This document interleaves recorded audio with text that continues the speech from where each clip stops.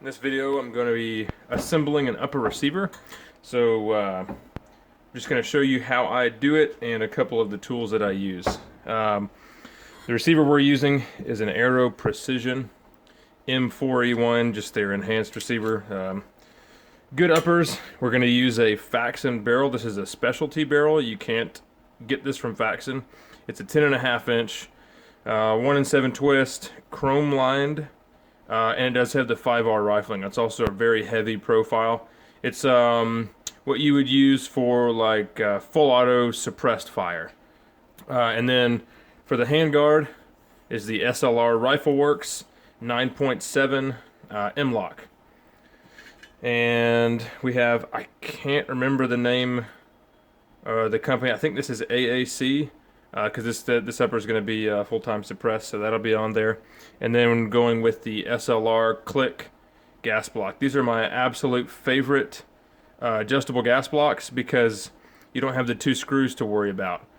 You just use an Allen key, and you have these clicks, nice audible clicks that you can hear. And these things are really great. Adjustable gas blocks can kind of be a pain. So those are nice, and then we've got just a nitride carbine length gas tube. And let's see, I'm going to be using a reaction rod to install the barrel nut, and then we'll just get started. So first off, we're going to use some grease here, and I like to coat the barrel extension. You don't have to do this, but I've just always done it. So we'll coat the barrel extension in grease. We'll also put grease on the threads here. This grease will spread as you tighten it down. Alright, and then an extra step that I like to do is put grease on the top of this ring here, because that is what the barrel nut will actually be spinning on and putting all the force down on. So if you can get rid of the friction from the barrel nut spinning against the collar here, you'll get a more accurate torque reading when you're torquing that barrel nut, because you're going to lose some torque due to friction resistance. So there we go. Stick that sucker in there like that.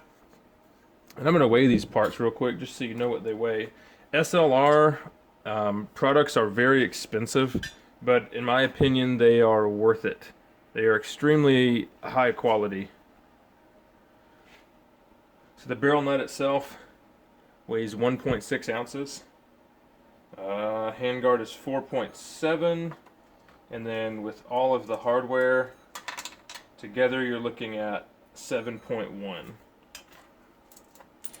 So the weight is awesome from SLR, and the machining is just incredible. I mean, I've used a lot of handguards and installed a lot of products like this, and man, it's really hard to beat the quality of these handguards. So for this barrel nut, you're going to need a special wrench. When you buy a handguard, you have the option to add on a wrench for, I think it's $4. And even when I haven't added a wrench, they've actually sent me one anyway. So just an aluminum wrench. Their handguards are also cool because you don't have to worry about timing the gas tube, and I am all about that. I think that is the old way, and more companies need to go the same route as SLR. Having to time the gas tube is just stupid and outdated. With custom handguards, there's absolutely no reason that you should have to do that when you have engineering like this. So a couple companies are doing this. SLR is just one of them. Normally I would do this straight up and down, but I'm going to do it sideways here so you can see what's going on a little bit better. And we'll take our wrench here and install it. And then I'm going to set this first to 55 foot-pounds. So we're going to tighten this to 55 foot-pounds, and then we're going to back it off, and then we're going to retighten it to 65, and that's going to be good.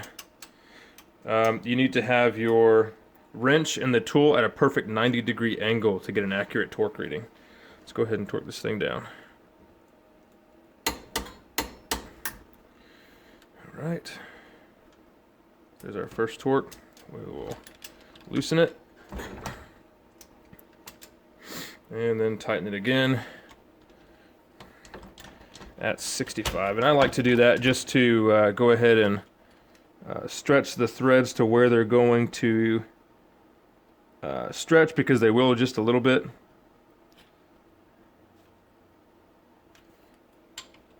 Let's just make sure everything is extra tight. Alright, so we've got a 90-degree angle and 65 foot-pounds. So now that that's set up, we'll move on to the gas block. Next up is the gas block. So we'll need our gas block, our gas tube, and a little pin. And this part is frustrating. It seems like whether you're buying the gas tube or the gas block, neither part almost ever comes with a pin. So you're stuck having to go find one. So the gas block, company says, oh yeah, it's on the company that sells the gas tube, and the gas tube company does the same thing. Neither one of these parts came with a pin, but I do have quite a few of these pins laying around, so not a big deal for me, but just something to note. You may need to pick one up, or make sure when you order one it's going to come with a pin. So I'm going to show you here the easiest way I think it is to install the pin. Let me adjust my camera angle here. Alright, so this is the easiest thing to do to me. Get your gas tube, make sure your hole is down, and push it through. And then we're going to use a Wheeler. I think this is I know it's a universal block, but I think it's geared towards maybe handguns or something. And they're made so they perfectly will hold the gas block just like that. It's awesome. So they'll hold the gas block in there, and then you'll get a clamp and clamp it to the table so it doesn't move, and bam, you're perfectly set up. You can take a little punch and put it through there to make sure your gas tube is aligned. In some cases, the gas tube will be a very tight fit. In this case, it's actually kind of loose. I'm just going to eyeball it and get it close there. Let me orient this so it's in the view of the camera. Sorry if it's going to shake around. There we go. All right. So, and then I like to use these starter punches. They're great. These are Gun Tech. They're not the highest quality, but any starter punch is going to help you out. It's going to hold that pin in like that, so you don't risk mushrooming it or messing it up when you're first installing it. And then we'll get it in there. There we go. And once it's started, you can use a roll pin punch, or you can use a flat punch. I like to use a flat punch to get it seated most of the way down, because sometimes, depending on the fit, the roll pin punches can actually mushroom the pin if you work on them too long. So we'll take that out, make sure it's nice and level, which it is, and we're ready to get this aligned on the gun. There are, of course, a bunch of ways to do this. I have done this many times, so I eyeball it. But we're going to slide the gas block in, push it on like that. If you have a really tight fit, you can get some oil and just kind of put some oil on the barrel here, and it'll help out a lot. On the higher quality parts, you usually won't have a problem here. It's when you get into the China crap that sometimes you'll have a really loose fit, which is rare. Typically, you're going to have a really tight fit if you're using crap parts. Typically, it'll be the really cheap steel gas blocks. Sometimes they'll be too small, and you really have to beat them on there. One of the ways I like to align this, let me see if I can show it in the camera. Okay, so see where the tube goes into the receiver there at the top. you can turn it left to right and watch when it contacts the sides, and then just split the difference. As long as your tube is straight, that will get you on almost every single time. If you really want to, you can do math and actually draw a little line in here and all that kind of stuff. It really doesn't make a big difference because the hole in the barrel is much smaller than the hole in the gas block itself. So for a proper alignment though, we are going to use a piece of a handguard retainer. This is just a little piece that I cut off. If I remember, it's somewhere around 25 or 30 thousandths. Let me go ahead and measure it. In case you don't have one of these, you can use a feeler gauge and space your gas block properly, because this part is important. You can miss some of the porthole. This one is 32 thousandths thick. So we'll place it inside here. There's actually a little notch where it will fit just perfectly, and then we can butt the gas block up against it, make it tight so this doesn't fall out, and just push it firm. So then you'll want to align your gas tube. You can do it like I told you. You know, look down the barrel and then adjust it left and right, so you watch that gas tube hit the left and right side of the receiver hole in there, and that will typically get you lined up perfectly. So we've got the gas block aligned. Next we need to go ahead and put the grub screws in.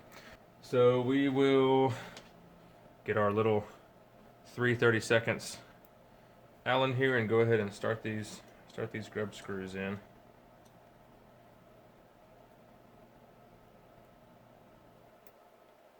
And on these you want to use blue Loctite. So I'm going to Loctite these screws with a little bit of blue.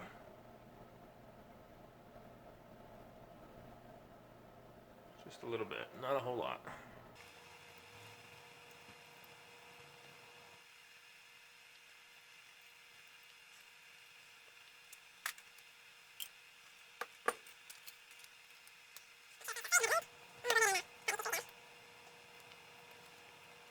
You'll see why you need this if you take off your gas block after shooting about 100 rounds or so, or maybe even less.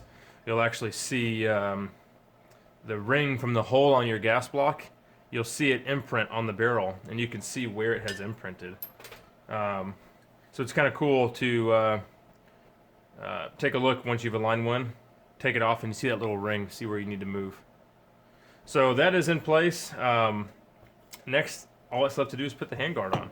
There is a little alignment key here, and this goes over the gas tube like that.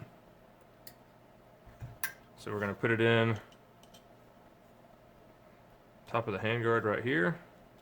It's usually kind of a tight fit, just like that. And we will slide it right over.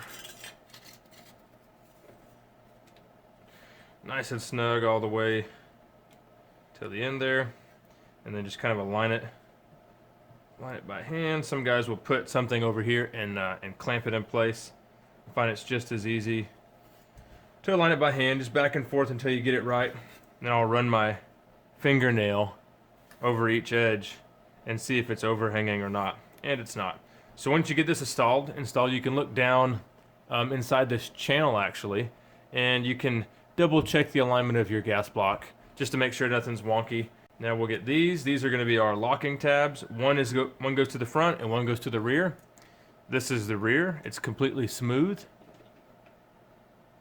And this is the front.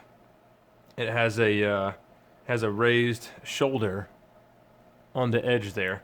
And you know that goes in the front because you have a shoulder inside here. See that shoulder right there? So those are going to line up. Let me see what size we need. This is a 9/64. And it's up to you what side or which one you want to start with. I'm just going to do the front. We'll do the front first. Make sure the locking tabs are where they're supposed to go.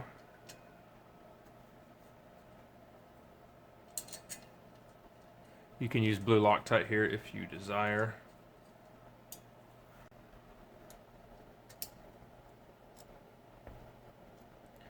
This is a really nice way of attaching hand guards in the barrel nuts. There's a couple companies that kind of do something similar. Even some of the off-brand companies are starting to do something kind of like this, use these keys. One company in particular that I know of is Field, I think is it Field Sport or Tax Sport or something. Their system is not as nice as this, but it's the same principle. So we'll tighten these down, and then what'll happen is it'll suck these two pieces together.